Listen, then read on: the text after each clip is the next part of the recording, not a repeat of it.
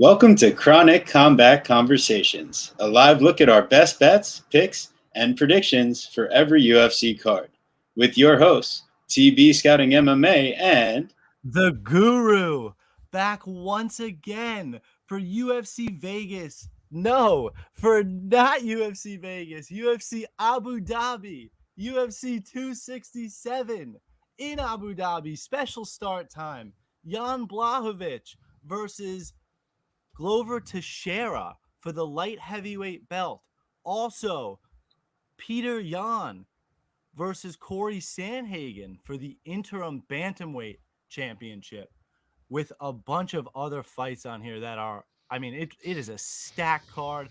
It's been a couple really great cards, but this card is stacked top to bottom. But without further ado, we have a new friend in the building, somebody you guys might recognize, Mr. Dan Levi, for Best Fight Picks. Man, what's going on? Chilling, man. I appreciate y'all having me. It's always been a pleasure following you guys on Twitter. So now to actually to match the faces with the names and to chop it up with y'all, it's exciting, man. And especially on a card like this. So let's do it. Definitely. We really appreciate your time, man, especially during the World Series right now for your Braves. So we're pulling for them. Appreciate that. Let's go, Braves. Let's go. Hey, let's get right into it. We got our first fight of the night here. Tagir Ulanbekov, nicknameless, versus Alan Nascimento, Puro Oso. He's a pure bear, I guess. Here we go. This fight, to start off the card, I know Guru always loves saying it. They're looking for some action, and I think they'll get it. You got Nascimento coming out of Chute Box, Diego Lima. He's going to march forward, Thai style, looking to get into it. And Ulanbekov, he's definitely going to be looking to get into it in the wrestling department. So, I think that this is definitely going to be a little bit of an easier matchup than Bruno Silva in his debut. And, it goes without saying that Zhumagulov fight, it really probably could have gone Ulanbekov's way before he got into the UFC. So as his only loss in his career by decision, he has 7 submission wins, 5 decision wins. And Nascimento's only ever lost by decision, but he's got 14 submissions to his name. This could be a grappler's delight here. What are you guys thinking? What I've seen from Ulanbekov, he does kind of stand very straight up. He's very susceptible to the leg kicks, as you've seen in that Bruno Silva fight. He was fairly hittable, for my liking, but he's long and lanky for the division, and that's going to come in handy in this fight. He's willing to spam his lead left jab, and he really likes to use his length and his pressure to do that. And he's actually really good in the scrambles as well. I feel like he was fairly comfortable in a lot of different areas, which is actually, you like to see that from these, prospects. Nascimento has a Dana White Contender Series loss, before his last fight versus Ravian Paiva, who's fighting Sugar Sean eventually. So that's a cool fight. But, they look to buck Ulanbekov against Matthias Nicolau twice, and then Tyson Nam. So I think that kind of goes to show you what they do think of this guy. I just think that they kind of tried to stack the card, and this is the fight they put together. I think Tagir rolls here. But what do you think, Dan? It's interesting, man, because there's a lot of Russians on this card, and I would actually say that Ulanbekov and Shamil Gamzetta are probably kind of on the lower end of the totem pole compared to, the Peter Yans or, some of these other guys like Islam Makhachev, right? So I've just never really been impressed with Ulanbekov, man. I thought he lost that fight to Bruno Silva. Some of the regional fights, you don't see that he doesn't put that stamp on the fights that you want to see from these guys. Now, granted, the Russian coast is a great style and it's going to win a lot of fights, but if y'all saw that fight between Nascimento and Paiva, I still think that's the second best fight in Contender Series history, with the first best being Sodiq Youssef versus Mike Davis. Paiva versus Nascimento was just all-out war, scramble fest, just an amazing fight. So I'm stoked to see this guy finally get his opportunity in the UFC. So even though, I'll probably favor Ulanbekov, I'm just not crazy about laying minus 400 on a guy who I consider to be quite underwhelming. So I view this as a dog or pass situation. Wow. I can't guarantee a win No, for the Brazilian or anything, but at a price like this, maybe roll the dice. I honestly, so I completely agree. I even have in my notes here, like he very clearly lost round 3 to Alves before, after winning rounds 1 and 2. He's super sketchy, and I don't love him at this price. I do think that he like you said, he does get it done, but at this price, I'm not trying to parlay him to get better odds. Like this is not a fighter that I like to touch, and like you said, so well said, that he is one of the more volatile Russians on this card. Yeah, I totally agree. I'm going to stay away. This isn't one that I have a great feeling on. And yeah, that minus 400 is way too wide, because I think you're right. I think he's getting the rub from some of the other guys on the card here, and everyone's just recognizing the OV at the end of his name. And sure, he is the high level prospect, and people do know him as such, but I don't think he's quite the same level. And that minus 400 is probably undeserved. And even if he does win, Nascimento isn't going to be afraid to play in his guard, and it could get sketchy down there. So, hey, moving right along, we got Magomed Mustafayev versus Damir Ismagulov. The sniper is coming back off of a pretty decent layoff here. I mean, the last time that we saw him fight was a split decision loss to Brad Riddell, and that fight was really scrappy. I mean, Riddell dropped him a couple times, right? I thought it was super interesting. Mustafayev actually knocked out Rafael Fiziev. Right. So if that tells you anything about his level of striking and ability to get out there and put on a performance, I mean, those spinning kicks are just really something else. But the other thing that you need to know about Mustafayev is that his grappling is also, capable, extremely capable. 3.31 takedowns, 50%. His takedown defense isn't great, but I think he's a little too willing to kind of work from bottom, so that's why he's giving up these takedowns more often than not, especially 7 against Kevin Lee. That's going to skew your stats right there. What are you thinking? I got a question for everybody. Yeah. What would this line be if Mustafayev won that split decision versus Riddell? But because that was a damn close fight. Here's the counter argument. Mm-hmm. Sure. Should it have truly been a split decision?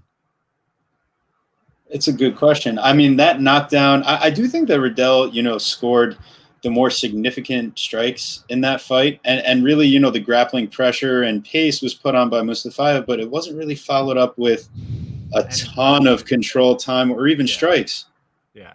And even if he did land the control time, he wasn't really, I mean, he still only landed 28 total strikes. That's why this fight's so interesting, because they both are like kind of low output fighters in that respect. They don't have super high striking numbers. Well, I feel like Ismagulov, the one thing I will say is, as far as we see some of these guys that go out there and put on performances, he's not the biggest finisher, at least at the UFC level. And even against some of the lower level guys, he wasn't finishing them. Now, Alves even gave him a little scare in round 1, and that sticks in my mind as to what Mustafayev can provide some of those same things, and probably with a little bit more urgency in his grappling. So, Ismagulov minus 290, Mustafayev plus 230. I am leaning towards the Mustafayev side, just as a betting perspective, at least. I like the dog spot on Mustafayev in this spot, especially at plus 230, because these lines that you're reading on DraftKings are definitely a little bit different than the ones I've been reading on FanDuel. Like for the last fight, even, that you can get a much different line. For this fight, you can get Ismagulov at minus 245 and Mustafayev at plus 194. So I think that's showing you where the line's going to start drifting to as the week goes on. Dan, what are you seeing here? They're both strikers, but they're both like vastly different in their styles of striking. I mean, I'd say that Ismagulov is kind of more of the surgical striker. He's got the better defense, but Mustafayev is that explosive, fast twitch. He's got the heavier hands. The one issue I have with Ismagulov, which was shown in the Alves fight, which you referred to, is maybe there's a little bit of a question of the durability, and obviously that's something that a guy like Mustafayev can capitalize on.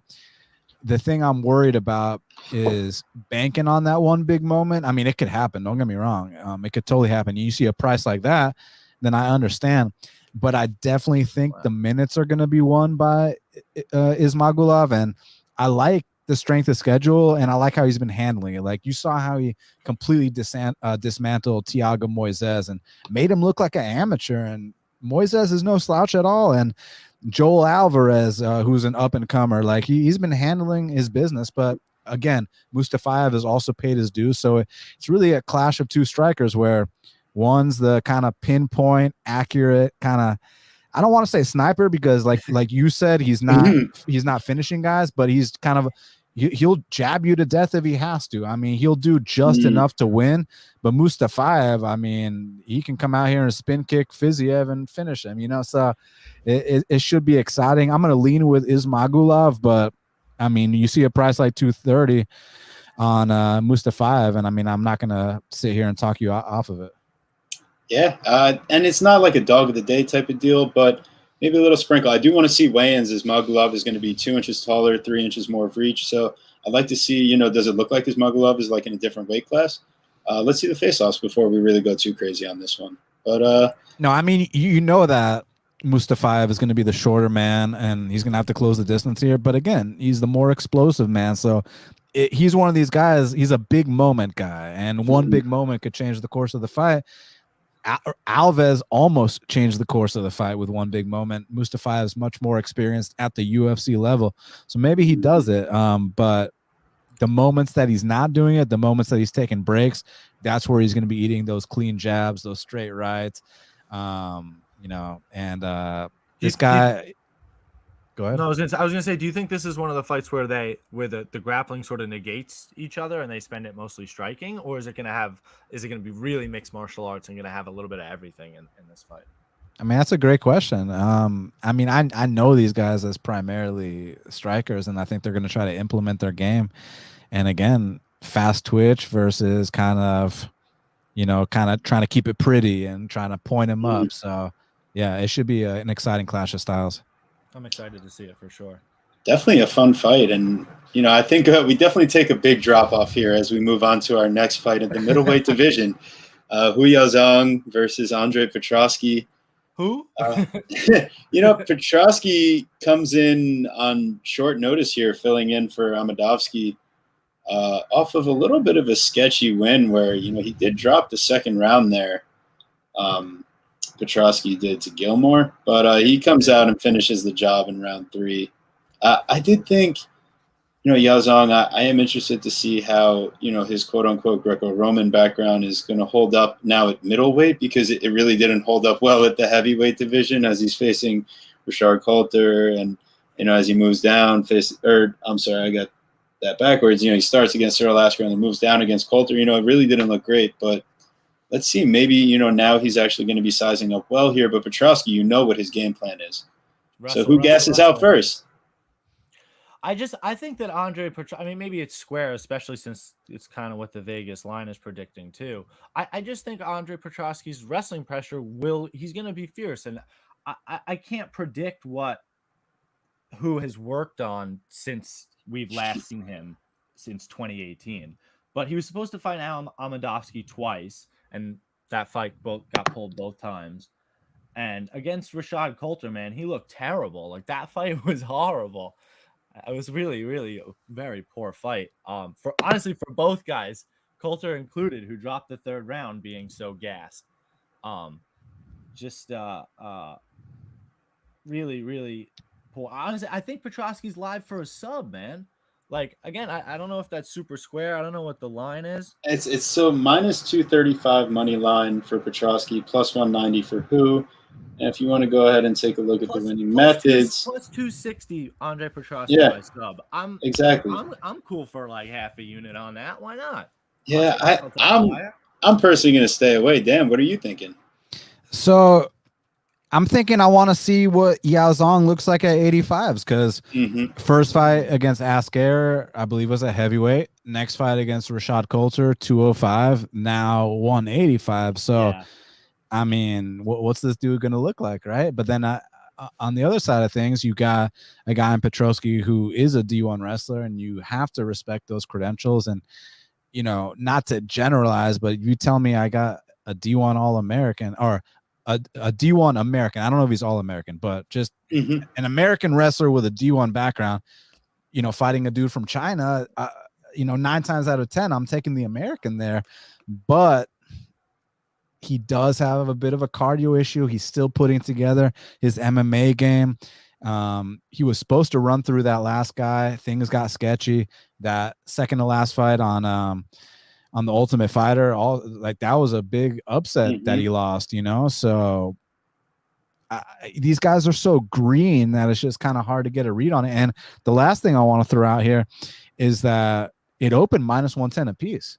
So Vegas is thinking this is a coin flip. The public isn't. So that just makes me even more intrigued to see what happens. I'm going to lean with Petrovsky just because of the D1 background, but I don't know, man. Dropping from heavyweight all the way to 85s, I mean, he might be in the best shape of his life. And you guys let me know he had some kind of Greco-Roman background. I didn't even know about that. So maybe he's able to stifle the D1 wrestling.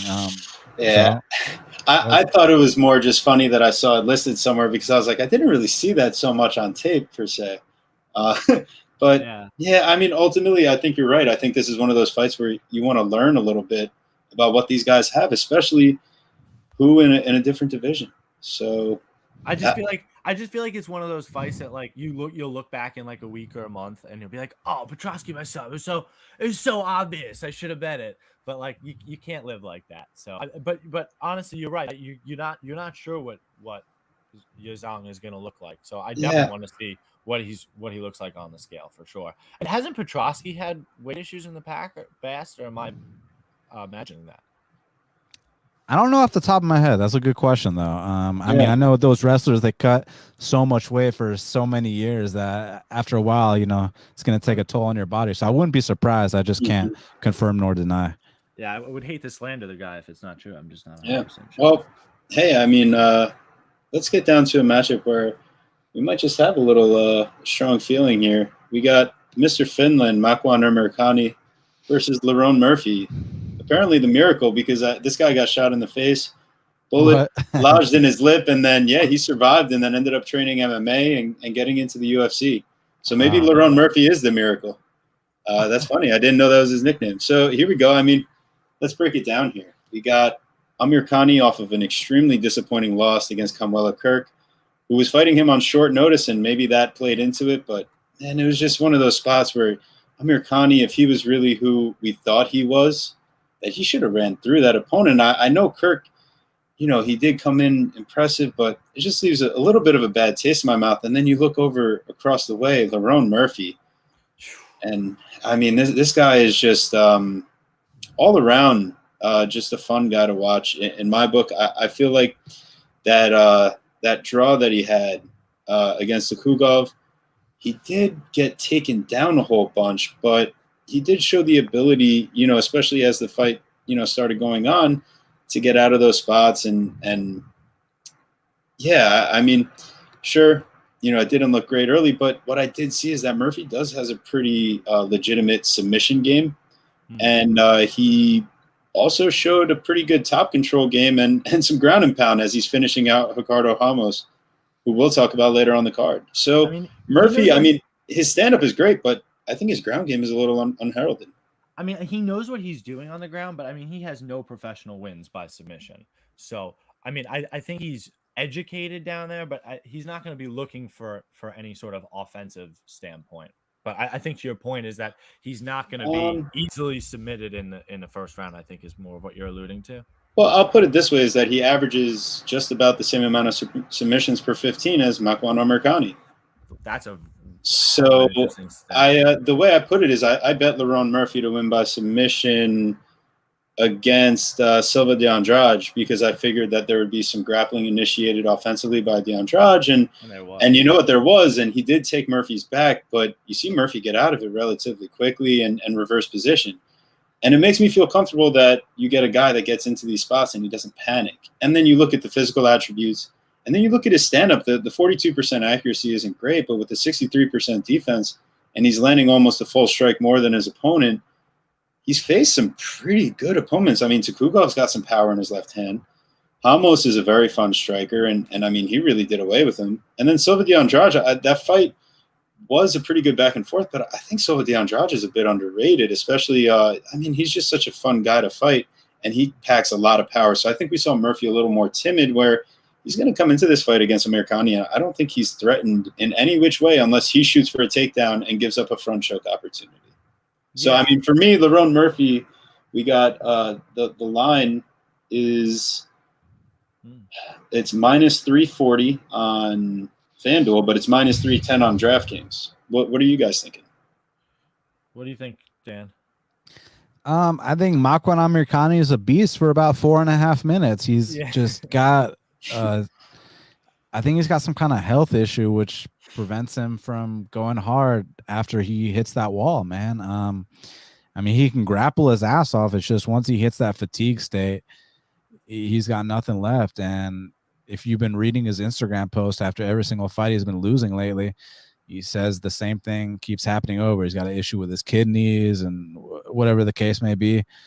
I don't think that's been fixed. So I think he comes out here, takes down Lerone Murphy a couple times early, but then he starts to gas. Lerone Murphy does not gas. Lerone Murphy's going to start picking him apart second, third round and get him out of there. So, yeah, give me Lerone Murphy late.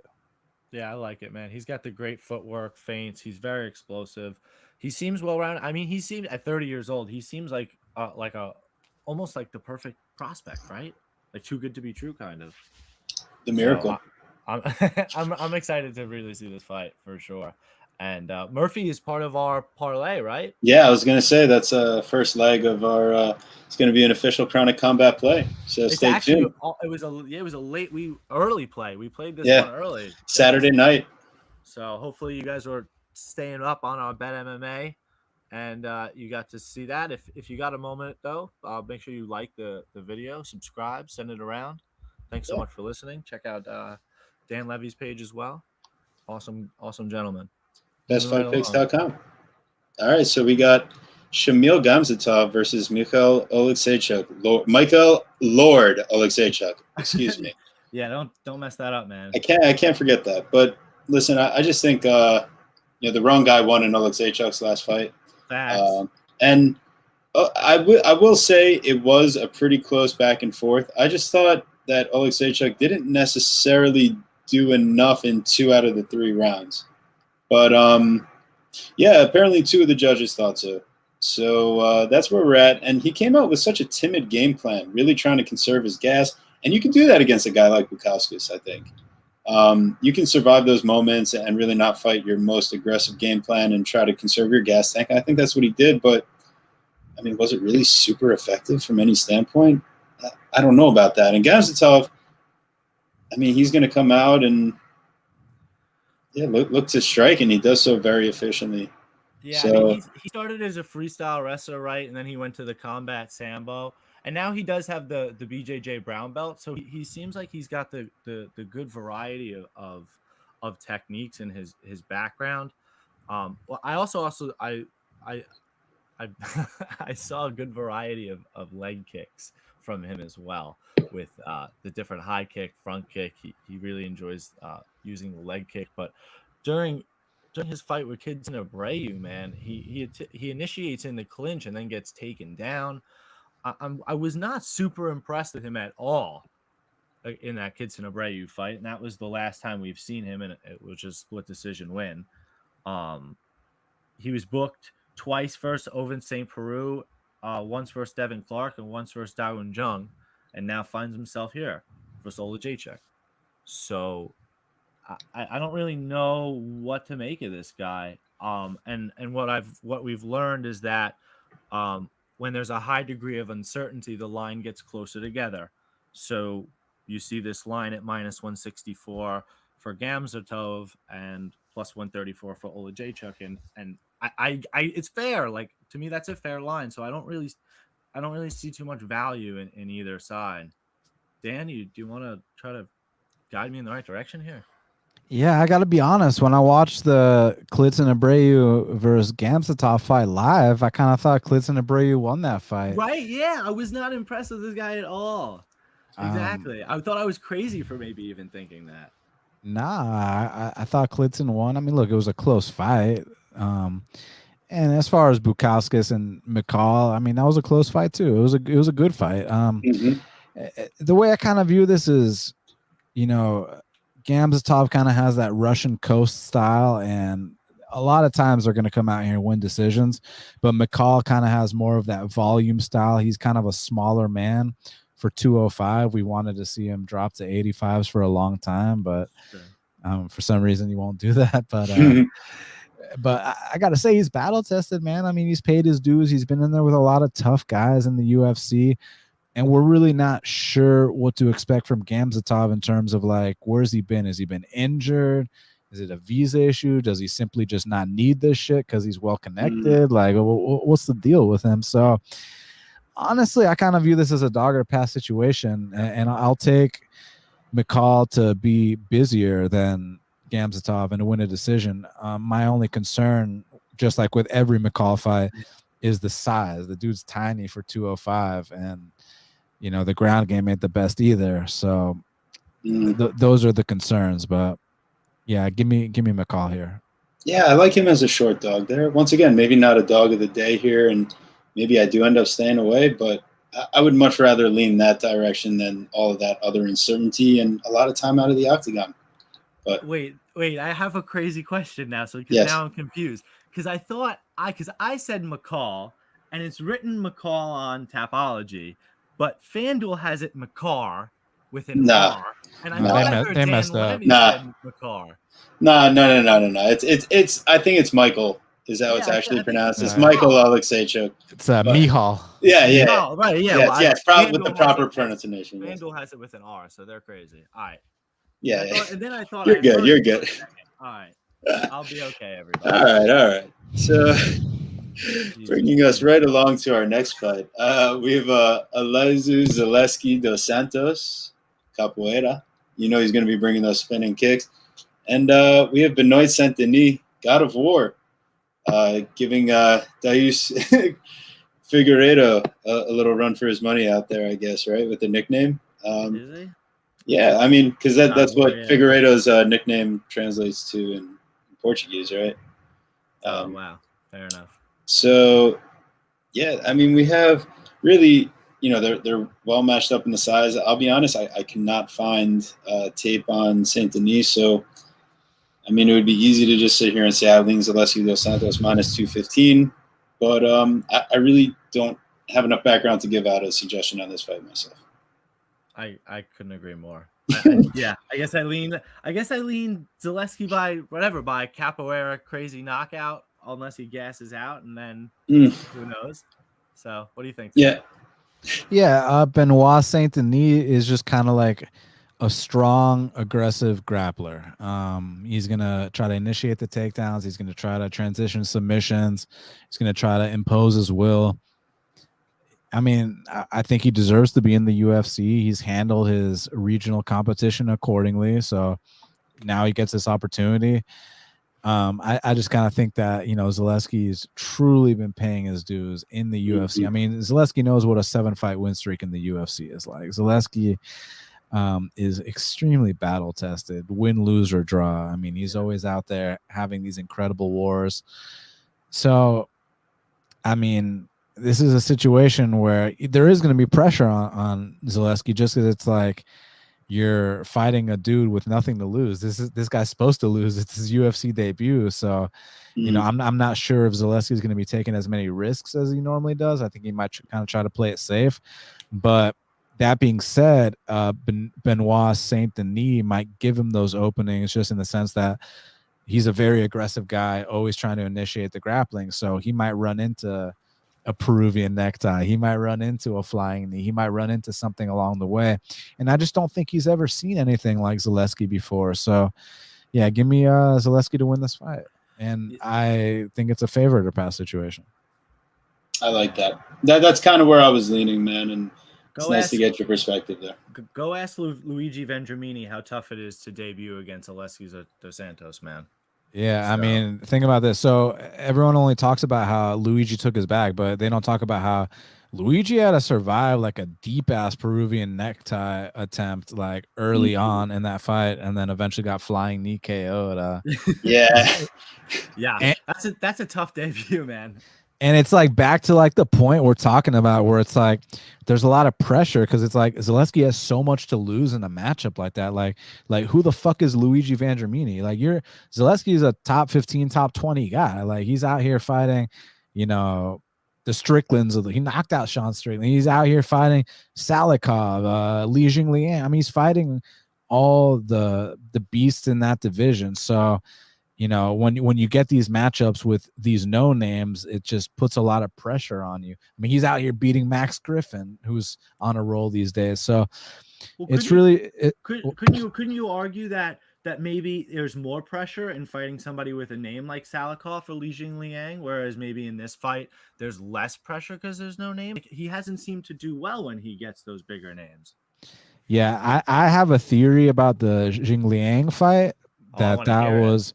Yeah, I mean, that flight to China, man, that'll take everything out of you. And that's not to take anything away from Li Jingliang, who did fantastic. I mean, it's funny because we're going to talk about Jingliang here. Jingliang is a guy where it's like when he's a favorite, he's going to drop the ball against Jake Matthews and Neil Magny. But when he's an underdog, he's going to knock out Ponzinibbio and Zaleski. So he's an underdog here. Let's see what happens, right? But like, no, I truly believe that flight from China, I mean, or to China, just took a lot out of Zaleski. That was a kind of uncharacteristic performance. But back to the Salikov fight, you know, I actually bet Salikov in that fight. A lot of people think that Zaleski won the fight, but to me, it's not about who won or lost. To me, that was a competitive 3-round war, and just lets you know the level that he's on. I mean, if you're going to split with Salikov, who is a top who is a top 15 guy, and the fight was as close as it was, I mean, it just shows the kind of level that Zaleski's on. So I think he's on a different level than this guy. The reason why it's high pressure is because if you beat this guy, you were supposed to beat this guy, but you lose to this guy, I mean, you're giving this guy a platform and a trajectory to go into the top 20, and it's a big setback if you lose to this guy. That's why it's a lot of pressure. So that's a fair point. But I still think he's going to come out here and win. Yeah, we don't want any parlay shitters on here, so I think he should be fairly safe at -225. But you know, I guess you never know. Yeah, I'm leaving him off of an official play in that regard. But yeah, I mean, he's definitely my pick. I'd like to see him at weigh-ins, right? I agree, but I mean, I don't think he's had too many concerns there in the past. So, yeah, you always want to see the face-off, though, especially for a debutant. Make sure he actually matches up with his measurables that are listed. So here we go. Next fight, we got Albert Duryev versus Roman Kopylov. Kopylov suffered his only career loss to the hands of our friend Carl Roberson. And just like Roberson does against just about everyone that he beats, somehow he subs them. Yeah, he did have a really bad eye poke leading up to that exchange. So maybe you want to give him a little bit of a discount fighting in his home country, a lot of pressure in Moscow there. And now we got Duryev coming off of Dana White's Contender Series, and he's coming in as a huge favorite, -340, and Kopylov coming back as a +260. I mean, realistically, we're expecting Duryev to come out here and put on the grappling pace. I mean, he had 100% takedown accuracy on Contender Series. Yeah, I mean, that's the expectation, but I do love fading some Contender Series guys. So +260 on Kopylov as like one of those guys like, oh, you know, he lost to Roberson and Roberson sucks. He got submitted. But, yeah, I mean, it could just be one of those like blind fade spots for me. I just wouldn't be running to include Duryev in any parlays or plays myself. No, I don't necessarily agree personally. Duryev trains at Extreme Couture. Eric Nixick says he's smothering in the gym, man. In 90 seconds into that Dana White Contender Series fight, he gets into full mount. We were talking about Sean Strickland earlier. He trains with Sean Strickland, and that's one of his primary training partners. And if you know anything about Sean Strickland, he likes to try to kill his training partners. So if you're one of Sean Strickland's playthings, you are pretty battle tested, as our friend Dan Levy likes to say. So I really do. While this guy is 8-1, no, not 8-1. That's the other guy. While he's 14-3, I'm such a jerk off. While he's 14-3, I think he is battle tested, man. And I think this is a setup spot for him. He got the Dana White Contender Series fight earlier, in September. We're only here in October, just about to be November, but this is a fight that they're trying to get Kopylov kind of off their payroll, in my opinion. Signed him. I don't really think that he's gonna pan out to what they need him to be. But again, another guy, Book versus Eric Spicely, Burke versus Tom Breeze, Book versus Sam Alvey, pulling out, lots of issues getting him to the cage. So I think that he might get the sub. Maybe I'm square. What do you think, Dan? I mean, listen, I actually don't think he's 14-3. I think he's 16-3. I think they got that wrong. But bottom line, so back to the whole talk about the totem pole of the Russians, you got to put Roman Kopylov towards the bottom end of that, man. I mean, he's kind of got this pitter-patter style. He's not very imposing.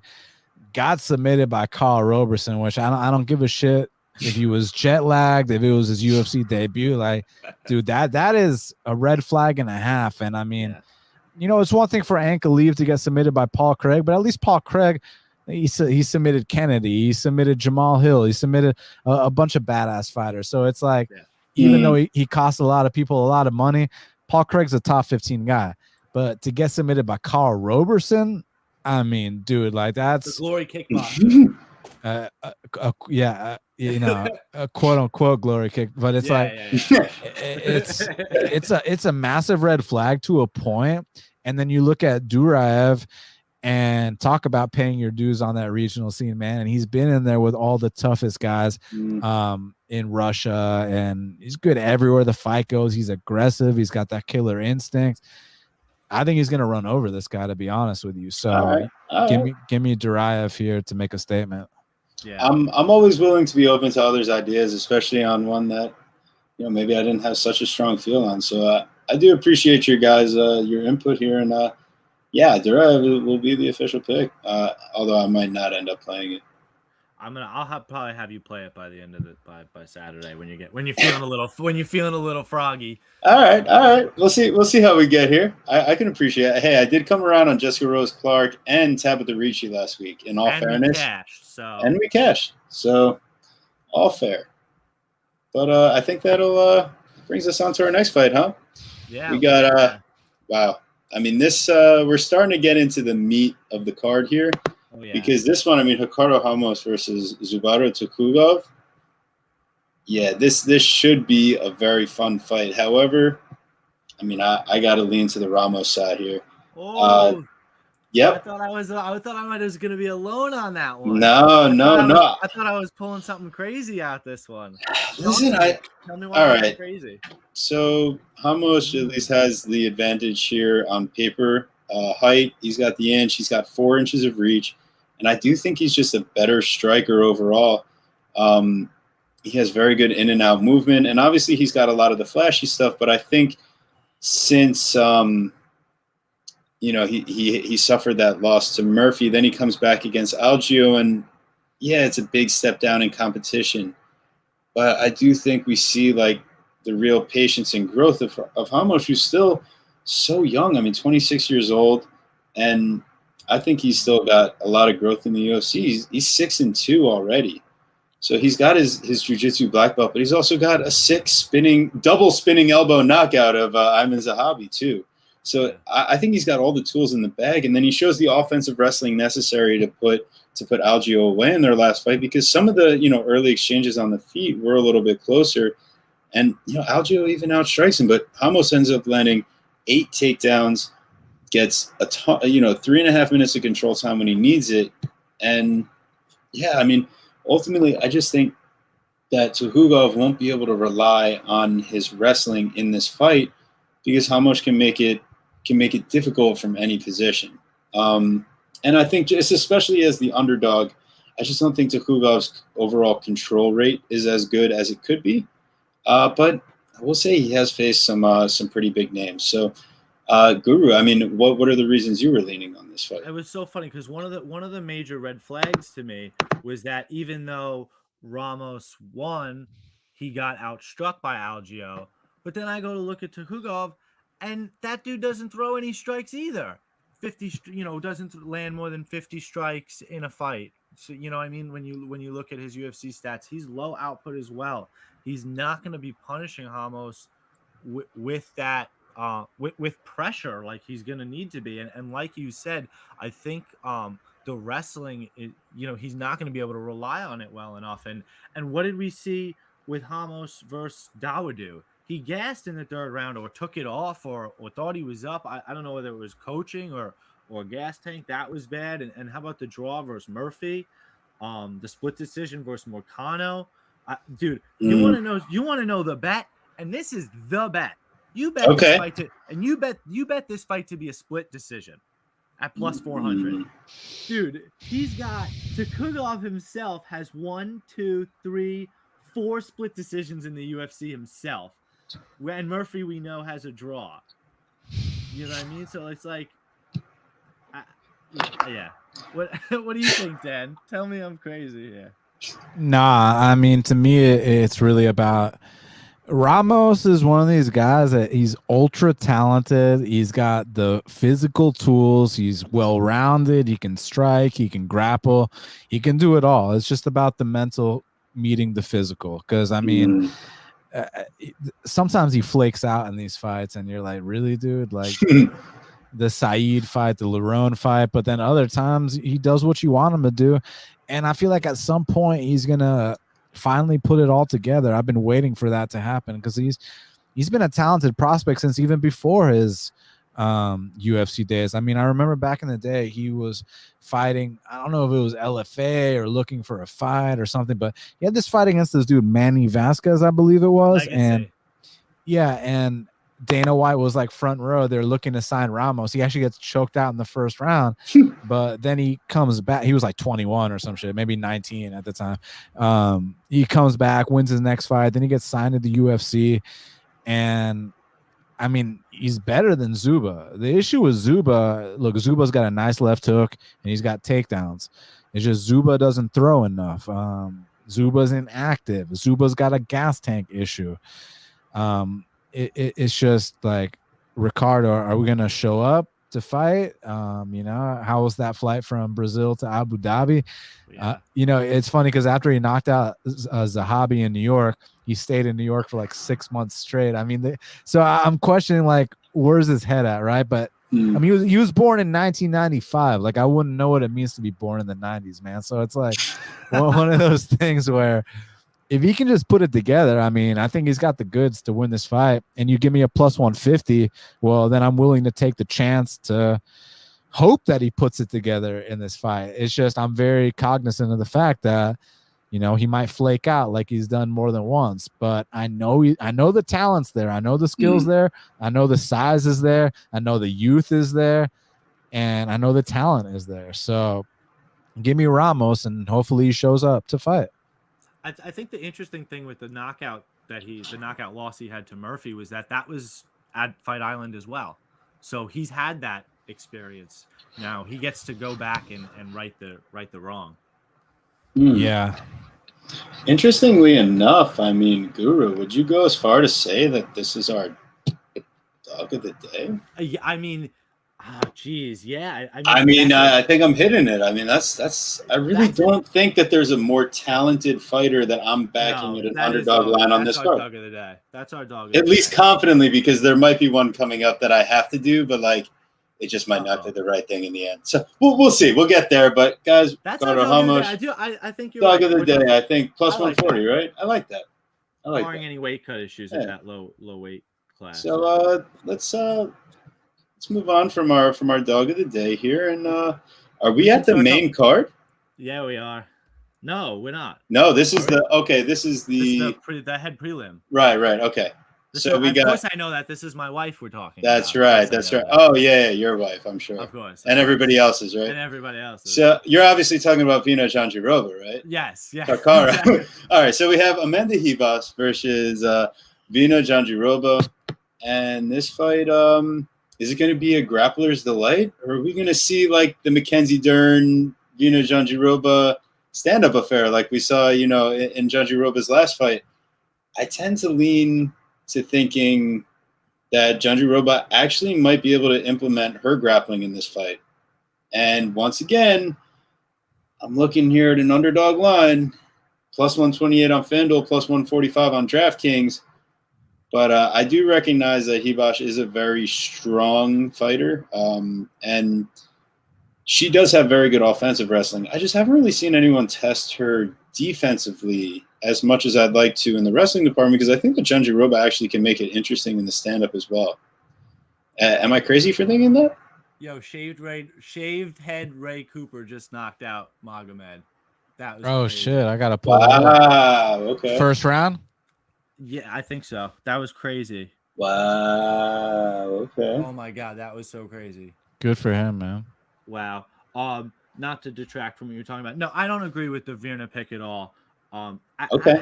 How can you look for Virna to try to wrestle and get takedowns when you saw Mackenzie Dern try to do the same thing, and Mackenzie Dern off of her pregnancy. Bro, but like, what do you mean, but bro? It's not the same thing. There's a reason why Dern had a 1 next to her name before she fought Mahina Rodriguez. Yeah, but I don't want to play too much MMA math, but you know what I mean. Dern beat Virna as well, which was a close fight. It was a really close fight upon rewatch, in my book. Listen, close enough, I guess. I just don't really. I just think that Hibas is able to keep it standing with her aggressiveness, and she's too crafty on the ground that she's quicker. Talk to me about the Kanako Murata fight.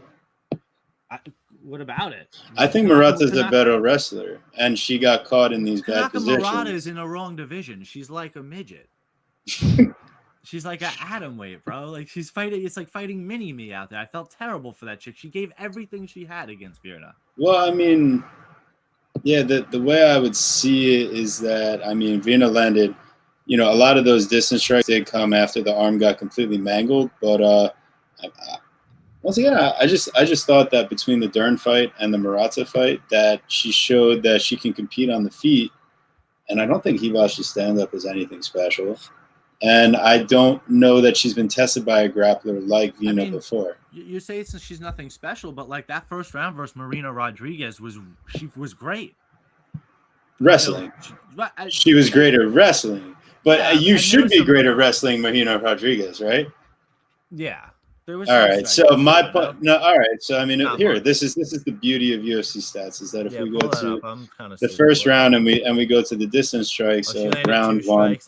Yeah. So 3 of 12 from distance in round 1. That's fire, bro. That's fire. Yeah. That's exactly. So my point is that I think that Hibas has been tested by a better striker before. I just don't think she's been tested by a better grappler. But anyways, now that we've fought all about this fight so far, Dan, where do you come in on this one? Yeah, that's a good point. Can you settle this for us, stepdad, please?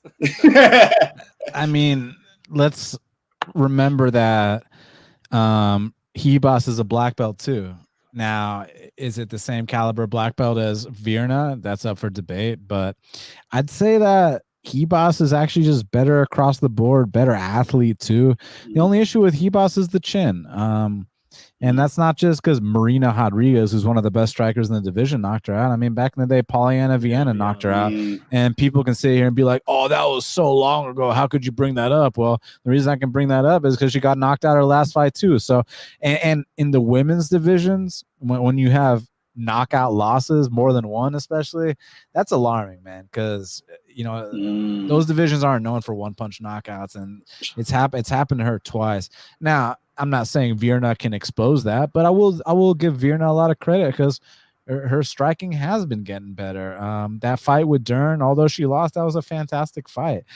And man, I'll always be grateful for cashing on Virna against Felice Herrig. That was easy work. So I like Virna, but I got to go with Hibas here, man. I just think that she's going to be a little bit more athletic. She's going to be able to stop the takedowns. And hopefully she's got an answer on the feet. That chin concerns me in any fight because it's like, again, we could say Virna doesn't have the stand-up required, but it's like, oh, but did Polyana Viana have those stand-up required? So I don't think it takes much, but I do think that Hibas has the higher ceiling, so give me her to win this fight.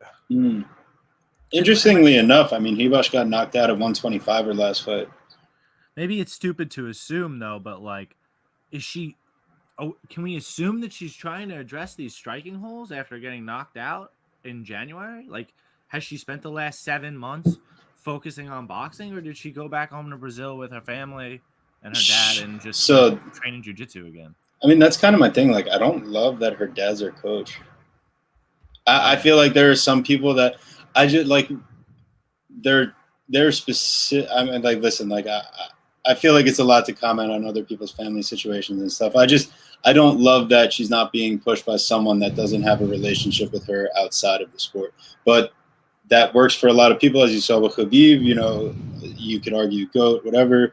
But yeah, I mean, just from my perspective and what I've seen, I don't know that she's getting pushed in different places. But is Vino really going to be the one to test that? That's why she's not my dog of the day. I just might be intrigued to put a little play on her. Do we feel like there's any chance to fade the narrative here and that maybe one of these girls, for some reason, gets a finish by any method? I mean, Vino knockout is plus 1,400. That's what I'm saying. If you want to fade the chin of Hibas. I mean, how about even just playing like the fight not to go the distance at plus 188 or something? Yeah, I mean is there any narrative that we see here? Plus 188 inside the distance. That's because even a Hibas KO like plus 550, like you said, Jandy plus 750 KO.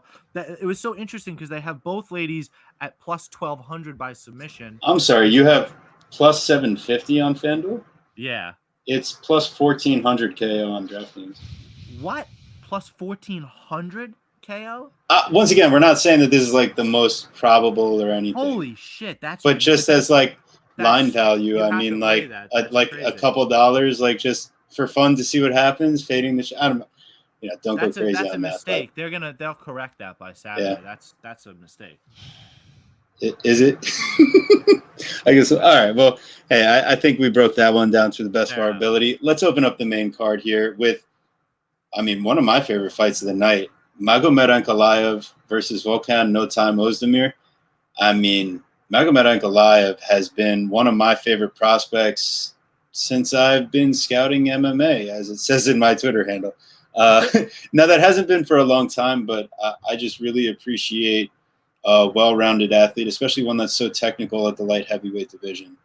Now, I don't think Ankalaev really is gifted in terms of like size, but I do think and man, I'm going to talk about his fight IQ right now, but we did also see this guy get tapped out with 0.0001 seconds left too. So it's like, and he tapped also instead of just being put to sleep. So like, okay, I'm sure, you know, you could say plenty of things, but Paul Craig is legit. I'm all over the place right now. Anyways, Magomed Ankalaev, one of my favorite prospects. I love how fast his hands are. He's very technical, 65% defense, nothing to sneeze at, and with a 53% accuracy striking. But that's also paired with at least solid takedown ability.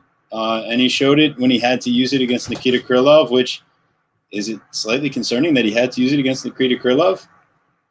A little bit, but I do appreciate Krylov as a striker. And Ozdemir being outstruck in the past by Anthony Smith, of all people, who normally doesn't really, do that type of stuff. And then, I mean, Ozdemir, he's fought the best of the best. So is this a quote-unquote step down? Or to me, I just feel like Ankalaev is really just that next guy. So, I mean, Guru, where are you at with this one? Yeah, I think you hit it all on the head there, man.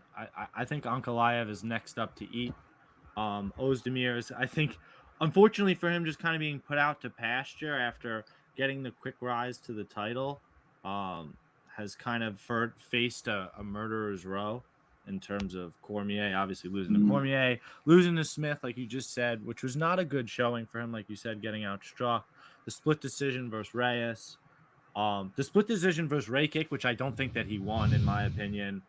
And then, looked decent in that first round versus Jiri, but Jiri, I feel like, was just kind of I don't know, being Jiri, and then he just dropped a bomb, and we haven't really seen him since. He was supposed to fight Krylov, and then that got rescheduled for Ankalaev here, which has also now been rescheduled for this fight. So I like Ankalaev here to get it done. Minus 340 right now to Uzdemir's plus 260. I mean, has Uzdemir ever been that big of a dog? You know, that is a good question to ask. I mean, Dan, what are you seeing here?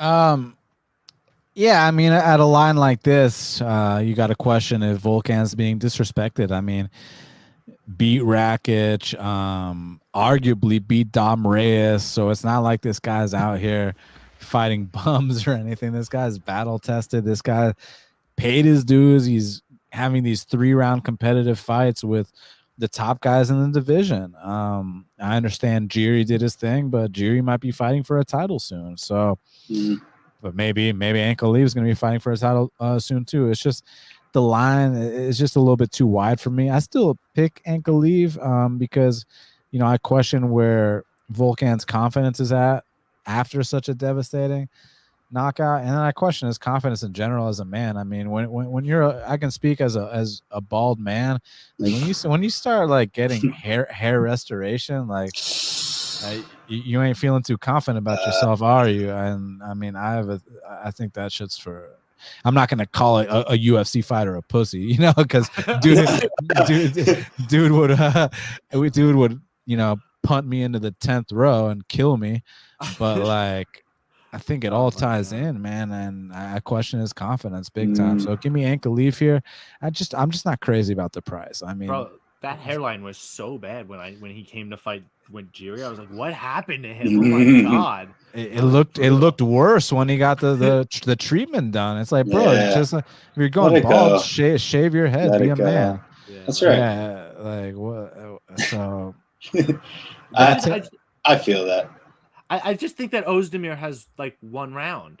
Like, what about his cardio? Even when he was at his best, like, is his cardio going to be there against Ankalaev, who I don't? Maybe he may slow down. Well, let me say this: Ankalaev always game. He's got the power to carry through. Yeah, please. Let me say this. I mean, you won the 3rd round against Rakic. I'm pretty sure. Correct me if I'm wrong. I'm pretty sure you won the 3rd round against Rakic. And then when you talk about 3rd rounds. Nikita Krylov had his most success in that 3rd round against Ankalaev, and Paul Craig finished Ankalaev in that 3rd round. So it's not necessarily like Ankalaev is some cardio machine in the late rounds either. That's true. Yeah. So the way I think about it is that, you know, last fight I took Ankalaev to go the distance, and I really like that. I still think that this is going to be another fight where it ends up going the distance, and could it end up playing out a lot closer than it should for Ankalaev on paper? It could potentially. But, guys, this is the 2nd leg of our parlay. We got Ankalaev at minus 300. Now it's at about minus 340. As it continues getting wider, you know, it's tough to say. But, honestly, I do think that Ankalaev is the better fighter, and he has shown us that he's willing to take whatever pathway is necessary to win the fight. It's just a shame that we have that Paul Craig memory in our heads. And, you know, Krylov isn't too far in the rear view. But I think ultimately I just don't think Uzdemir is going to be the guy. I think it might be the next fight where it might be time to finally fade Ankalaev. By the way, Uzdemir's, again, last fight against Jiri was on Fight Island, so he's now returning here as well. And this is another fight that I think could also go to split decision, by the way. Plus 550 to be a split decision. Like, interesting. So, all right, we can move along. Move along, sir. Now we have another return here. So we have Jiang Liang versus Thumsashimayev. Boys, Smish. And he's actually talking about eating the leash. It's like really uncomfortable hearing him talk about, I'm going to eat him. He's not even saying smash anymore. He's talking just like eat him and beat his face and eat him. And I'm like, bro, like, I don't know. That's just. Well, let me say this. Aren't like leeches the one that like eat things? Yeah. Blood. So it's funny because I think leeches actually came back and said, we'll see who's going to be the one that eats who or something like that. It was hilarious. I was like, this guy seems like he's Dan said so poignantly before. Lee is the underdog here, my friends. Gamzetta is now minus 550 on FanDuel, minus 575 on DraftKings. And I cashed out big time on Lee money line and Lee plus 600 by KO against Santiago Ponzinibbio. And you know the reasons why I did that? And that was on like our second or third ever podcast, guys. Yeah. Why I did that was Ponzinibbio and what he was coming back from. Chimaev, what is he coming back from? Yeah, he's coming back from some shit for sure. I mean, that there's two gigantic favorites on this main card that I am super sketched out about, and this is one of them. And I could be totally wrong, but listen, Lee is a black belt. He does know how to get up. We saw a decent stand-up early in the Magny fight, but he gassed himself out trying to take Magny down. Also, that training camp, he's traveling all across the world, getting away from COVID. So he had a bit of an abbreviated camp. However, we have seen Lee let us down in the past. So it's not like this is a single moment in error. If Lee tries to initiate the clinch on Chimaev, you might as well throw out your underdog ticket right away. But what I do like is his range management. Those leg kicks he likes throwing, probably not the best idea in this fight. Chimaev will try and catch those to take you down. But, the hook's coming in, the counters, but Lee is also giving up 2 inches of height and 4 inches of reach here. I really, really, really want to play Lee, like, so badly. But no. I think it's Chimaev by decision. Yes. There you go. More than Lee money line. As much as I want to. I would love to play Lee. We would look. I think the proper spot to fade Chimaev would have been like as he was coming back from like those 3 fights. Leon Edwards. Right, like when he was supposed to be fighting or whatever. But now that he's coming back to this spot, and it's not like they're just giving him an easy fight per se, and because it's not. The Leech is a beast, but it's just that he has shown such a propensity to be taken down. It's kind of natural in his style with his kind of wide stance, and he is flat on his lead leg, and he just kind of throws the leg kick often with kind of a little not loop, like just kind of wider hook shots. He's just going to be easy to clinch with, and we've seen his willingness to clinch and to grapple. And when you get into now this pissing contest, I'll eat you, you eat me. He's gonna want to. He's gonna want to test his grappling for worse reasons. No! Don't say that. So to your point, we like to fade the narrative, but you got to figure out which narrative to fade. And the narrative to fade is Chimaev finish. That's the narrative to fade. I think Leech is a beast. And I think it takes a while. So I like maybe the fight to go the distance at plus 230, Chimaev by decision at plus 280. I mean, what's the round prop? Is it 1.5? I mean, I like over 1.5 if we can get that. Good question. What do you think, Dan? Yeah, I mean, like I told y'all, with Lee, it's like I bet him at minus 170 against Jake Matthews, thinking this was like easy ass money. I mean, it's like, dude, you're like levels above Jake Matthews. I mean, he's out there getting dropped, which he gets dropped in like every single fight. Like, let's not forget about that. Yeah. Getting out wrestled, lay chalk against Neil Magny, and Neil Magny looks like D1 Magny, and then Pons and Zaleski get knocked out by him. So it's like it's hard to cap his fights, but the big difference here is that just relentless pressure in the grappling department of Thumsashimayev, which I think is going to make the big difference here. And don't sleep on Chimaev's hands either. I mean, you saw what happened to Gerald, right? So to sleep. As long as he comes back looking like himself, I think he's going to win this fight. It's just, I'm not really trying to find out at minus 5 something, minus 6 something. It is a dog or pass situation. I just don't think the dog's going to win. This is the way. I just found this. I love this prop on FanDuel. Either whether you agree with the way that we handicapped it, or maybe the way that everybody maybe thinks about it with the early finish. You have to play Chimaev. You can get Chimaev round 1 or 2 minus 110, or you can get Chimaev round 3 or decision, which is more where I lean, at plus 160. Chimaev and over 1.5 is plus 120. I love that play. The fight over 1.5 is minus 120. So honestly, fight over 1.5. Fight over 1.5 for me is probably smash. The problem is if it goes 30 seconds, none of us are surprised. Yeah, and that's trouble. So maybe not smash. Yeah, not like smash, but like right, yeah, like a little, tap. A little bit. Yeah. But yeah, all right, we probably can move along. Yes. Minus 600 fight. Now, looks like a final piece to me. We got Alexander Volkov, Drago versus Marcin Tybura. And I really hate those types of nicknames where it's like their name.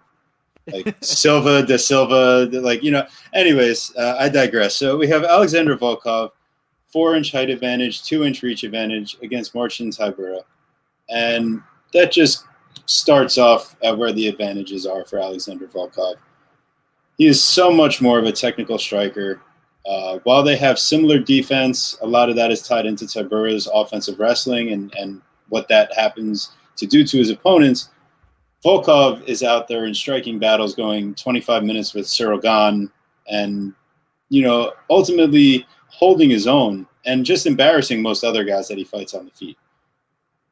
Also, Alexander Volkov, take away the Curtis Blades fight, whatever. I mean, listen, this guy has great takedown defense even against Curtis Blades, because if you look at what he did against Blades compared to some of Blades' other opponents, he did stuff a decent amount of those takedowns, and he got up a lot, and his cardio held out. Now, he's a big, beefy boy. Now, I don't think Tybura is going to be able to really get inside and walk him down. The 30-foot octagon is going to play huge for Volkov here, and I just think, even though as I peek over at the line here, just for the latest update, we got minus 290 on Volkov, plus 225 on Tybura. Third leg, it's a part of the play of the day over here because I really don't think that Tybura continues his run. Volkov off of the gun loss, he's ready to get back at it. So guys, that parlay was sitting at plus 134 when we played it. Yesterday it was plus 125.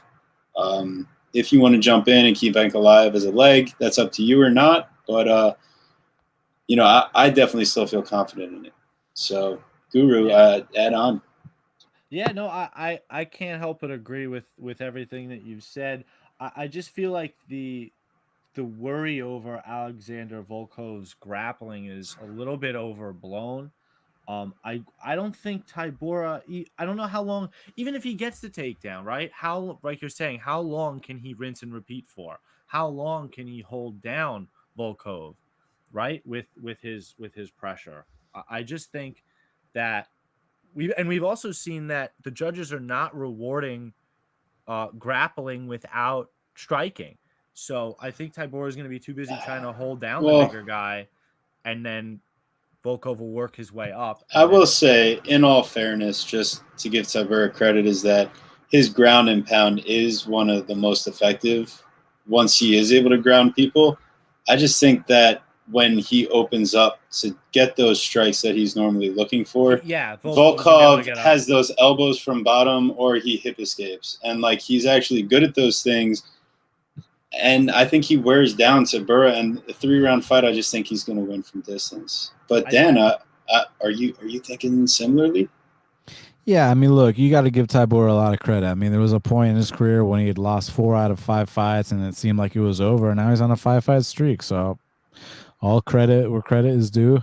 It's just that he tends to get rocked early in a lot of his fights, but the guys he's facing aren't able to capitalize, and we'll talk about that when we get to Glover Teixeira. But someone who can capitalize is Volkov, and I think he will capitalize. So yeah, give me Volkov. He's coming in with that new dad strength, so I do expect. Oh yeah, I'm glad you brought that up. 265-pound Volkov's a fucking myth, a mythical creature, because I mean ever since he moved up to 265, because he used to be like 247 or something, now he's 265. 265 Volkov. Look out for him. He's sitting down on his punches more because he used to kind of be known for that volume style, but now he's putting people down. So I'm excited, and I think he's gonna win. Do we like Volkov by knockout? Is that like? Do we want a violence play? I will say it was kind of sketchy how Teixeira had to like cover up and weather the storm against Greg Hardy of all people. So I mean, like realistically, I don't think it happens in the. I mean, it might happen in the first round. Yeah, I think. You know what? That's actually not the worst of idea. I really think Volkov inside the distance would be solid, but let's see. What is? You can get him at plus 150 by knockout. Wait, but so you can get him at plus 150 by knockout for the course of the whole fight, but you can also get Alexander Volkov by round 1 or 2 at plus 175. KO or submission plus 120. You might as well just take the knockout. I'm not so sure he would be looking for a submission. You think he's really going to knock him out in the third round, though? I would rather just play knockout straight because Volkov is game all fight. That's true. I just feel like I just feel like by the third round he would have gotten knocked out already. Otherwise, it's going the distance. In my, but I mean, what the fuck do I know? You make a solid point because Teixeira does have a habit of covering up, and as Dan does mention, I mean, we got Mac Daddy Volkov out here, so he could be putting on those big punches. But and I just think it by 10 minutes in, we've seen these athletes, they settle into a pace. And when these big boys settle into a pace, it's like a little bit heavier than sparring. They're just out there having fun. So all right, well now we got a featured event on the main card here. We got Islam Makhachev versus Dan Hooker, and this is the other fight that I was mentioning earlier, where like the line is just so sketchily wide, but at the end of the day, does that mean I'm going to fade it? I'm not sure, but okay. So now here we go. Dan Hooker is plus 440 on FanDuel. Islam Makhachev minus 650. I mean, Makhachev is the quote unquote next coming of Khabib, and you know we definitely see it in his ability to chain wrestle, but he's just not. I don't think that he is that same exact level. And I think he's being priced like he is that same exact level. And Dan Hooker, if there's one thing that guy has, if you go back and watch the Poirier versus Hooker fight, the first thing that they talk about as they're breaking down the fight in the first round is how Poirier mentions that Dan Hooker's step-in knee is the most dangerous weapon he has, and that's what he's been, really keeping an eye on during his camp. That plays in so heavily in this Makhachev fight.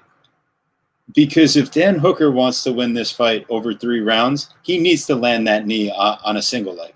He needs to land that knee, or he needs to feint and win with pace and pressure. I don't think that happens with a guy that can wrestle so well. I think that really puts your volume down for a guy like Hooker, who, realistically, as I'm slacking here on the stats, my friends, I'm sorry. But, Dan Hooker does throw about 5 strikes per minute. That's going to come down significantly because Makhachev, but statistically, less than a strike absorbed per minute.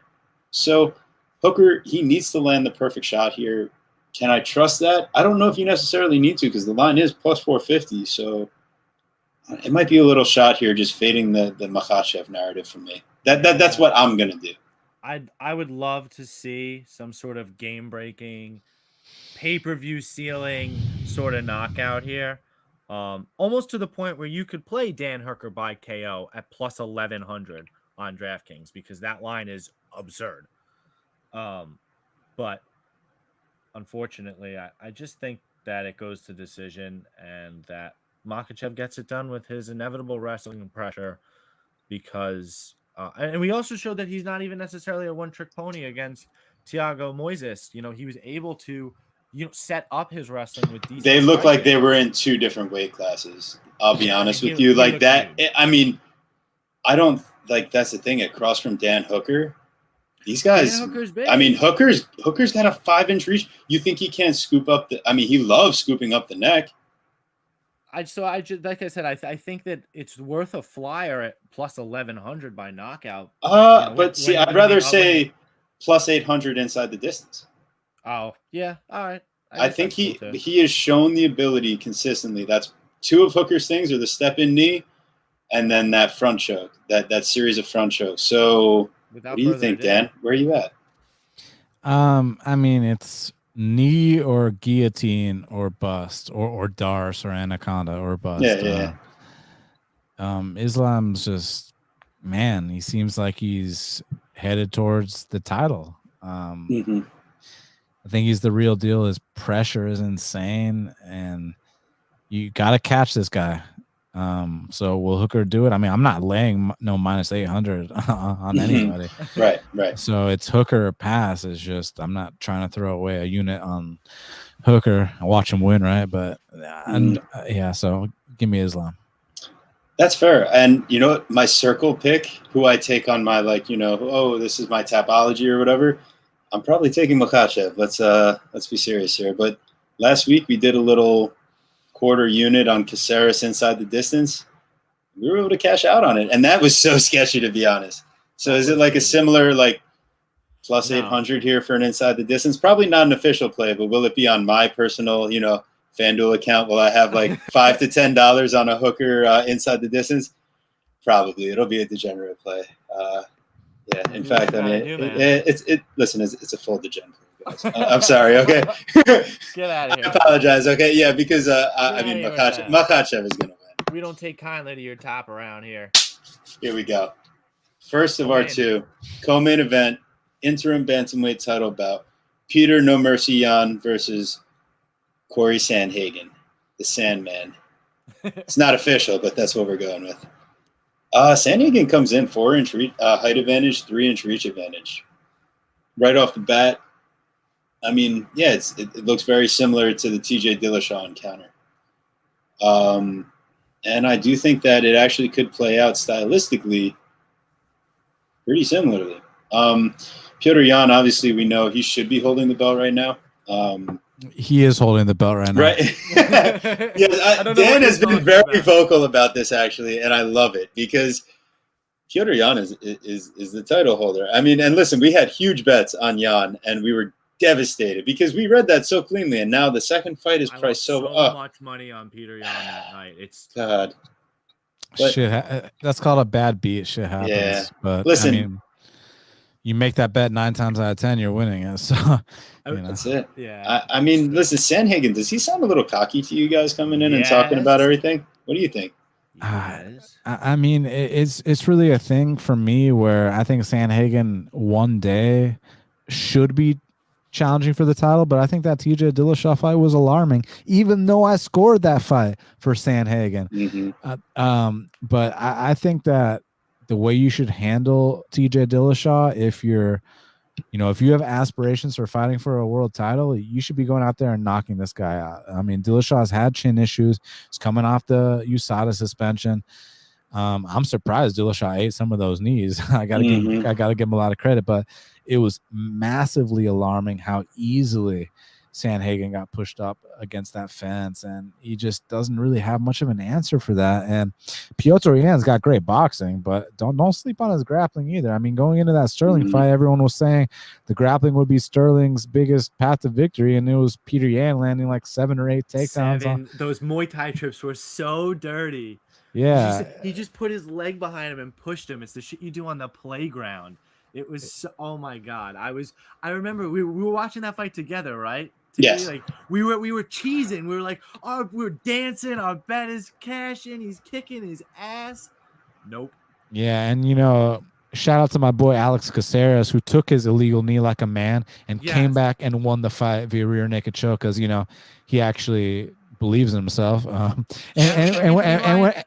out to Anthony Lionheart Smith, right? Same idea. Exactly. And when I talk like this, I want y'all to know I consider Aljamain Sterling to be the clear-cut #1 contender. So it's not like I'm out here like thinking he's some bum. I mean, the guy has proven himself. He's clearly the #1 contender in the division. He's just not the champion. The champion means that you're the best bantamweight on planet Earth, and Aljamain Sterling is not the best bantamweight on planet Earth. The best bantamweight on planet Earth is Petr Yan. So while there's going to be moments, because based off Petr Yan's style, You know, he kind of likes to give his opponents this false sense of security, lets them have their moments from time to time. But when it's time for Petr Yan to turn up, I just don't see at this point in time anyone stopping him. So unless he eats like a big knee and gets knocked out or something like that, I mean, it's not going to be a case that he came out of shape. This dude is a madman with his training. He's just, you know, I think it's going to be knee or bust or maybe a controversial decision. I just don't see Petr Yan allowing that kind of thing to happen. Like, I just think he's too smart, too skilled across the board. And Sandhagen, based off that last fight, I think he should be fighting like a Rob Font. I think he should be fighting like, you know, like if Cody Garbrandt was still in the division, so something like that. You know, get a couple more wins, then go back to, you know, fighting the top 3 guys in the division. Because you see how Aljamain smoked him. TJ Dillashaw, I mean, even though I thought Sandhagen won, that was a disappointing performance. That was a letdown. So while this could be interesting at times, ultimately I think Petr Yan is going to pull away.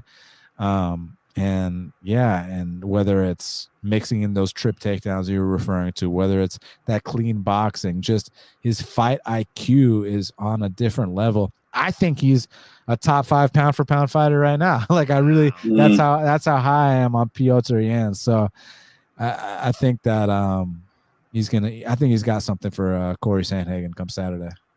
I totally agree. And honestly, I mean, as far as placing bets on this fight, I'm gonna go to let's go back to the well here, because DraftKings has these awesome parlays: Petr Yan and over 2.5, -105.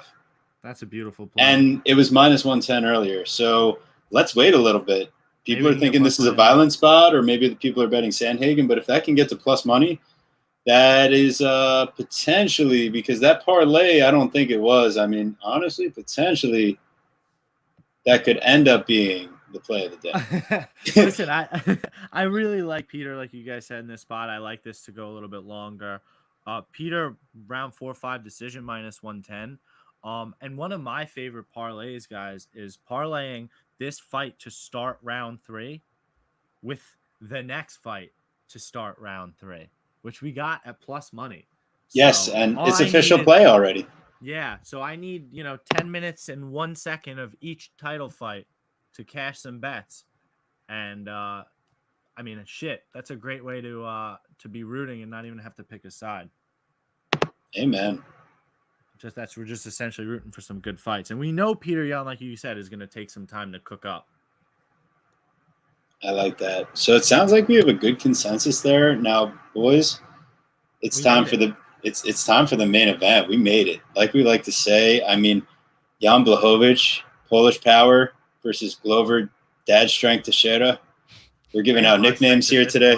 Yeah, right? And I love both of these guys so much. Like, honestly, Adesanya came in, as like my favorite fighter. I wasn't even upset when Jan beat him. Like, he's just such a likable guy. And now he's a dad, so he's got that Polish dad power. I mean, it can't get any better than that. You see him with the baby on embedded, and he's trying to eat like the handle on like the airplane or the bus that they're on. And it's really nice seeing him come into his own and like, grow into being a father. But I can't help but wonder, are there any distractions out there? I mean, we saw him on like that ninja show, right? Yeah, the Ninja Warrior in Poland. Yeah, I don't know, man. I don't know. I mean, it's a different level of celebrity over there when you become the world champ. Well, that's what I'm saying. He's like their Mike Tyson. Jan has been like the underdog forever. Now it's Jan -355 and Glover +270. What do you think? Yeah, about that is weird to see him in a favorite spot. But I mean, listen, man. You look at Glover Teixeira. Last time he fought for a belt was UFC 172 in 2014 versus John Jones. Like, I just feel like the Cinderella story never pans out in the UFC. And this 5-fight winning streak for this 41-year-old, 42-year-old, probably borderline Hall of Fame fighter, man, probably Hall of Famer. Like, I think it ends with Polish Power. Like, I don't think that he gets it done, man. Even with What is he gonna do? He's just gonna take him down and submit him, and that's it. Like that's how that works. That's a good question. Now I want to pass this off to Dan. What are you thinking on this fight? I mean, listen, all due respect to Glover, the guy's a badass, and to make it back to this spot, you got to give him all the credit in the world. So he's got all my respect. I mean, I love the guy. I'm a huge fan. How could you not be? I just simply don't think he's a threat to the UFC title. You look at these fights he's been winning, and not to discredit them, just to honestly, pick apart what happened in those fights. I mean, Carl Roberson almost knocks him out, but Carl Roberson can't grapple to save his life. I mean, Thiago Santos almost knocks him out, but Thiago Santos, you even threaten a submission, he's tapping the mat right away. Jan Blachowicz has the skills and the smarts to when he rocks Glover Teixeira, he's not about to give up that easy takedown. He's not about to quit. He's not. Like we're dealing with a world champion here, and I think that when he rocks Glover Teixeira, he's gonna put the finishing touches on it and get him out of there. So, give me and still, and yeah, I'm sure there are distractions. That's what happens when you're a world champion. I mean, everyone wants a piece of you. So yeah, you're definitely right about that. And this is the best Glover we've seen in a while. I mean, he's also like 41, but yeah. Yeah, I mean, it'd be cool to see Glover win, not because I want to see Blachowicz lose. It's just because I like both these guys. So it'd be a cool story either way. But give me Jan Blachowicz and still. I totally feel that, because as much as I want to play Glover here, and as much as the Jacare fight supremely concerns me about how available Blachowicz's hips are, but I just don't think that Glover is able to finish Jan, even if he does get top position. I've seen Jan throw up triangles, throw up arm bars, do a lot of different things to reverse position from bottom, and he is very technically sound and a black belt himself. So I don't see him out of water here. This is not the Corey Anderson fight from however long ago, but I do think that there will be large moments of control for Glover along the cage. There might be a few times where he takes him down. And I don't think that Jan has this one-punch knockout power that a lot of us seem to talk about. And Glover, his defense isn't great. But, I mean, this guy is in the best shape of his life right now. He's been training, single-mindedly for this fight. And to me, I took the over 2.5.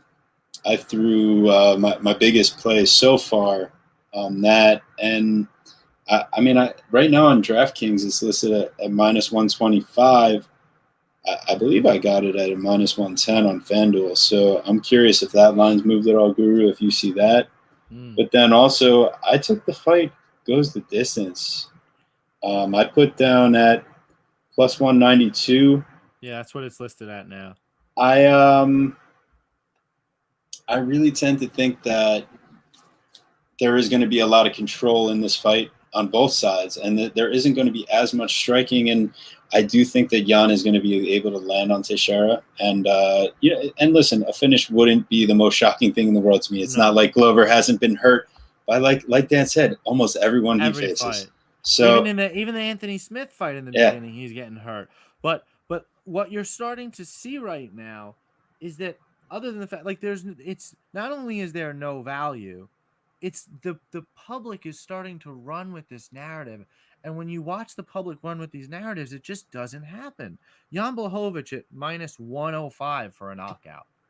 Minus 105, that's great. Like, he's favored. Like, it's that likely.